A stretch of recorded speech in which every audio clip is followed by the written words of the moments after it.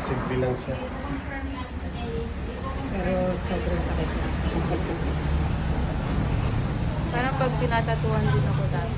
Sanay na pala eh. Sabi ni Kuya Rosco, yung iba daw sumisigaw. Kasi kahit Ganito lang. mataas ang pain tolerance. Ganito dati. Pag nasusugat na ako, parang wala na lang. Nagugulat na lang ako. Gugulat lang ako pero hindi. Yung unang... Parang hindi ko na ano yung ano niya, sakit niya. Ano yun, sa dami ng pinagdaanan niya?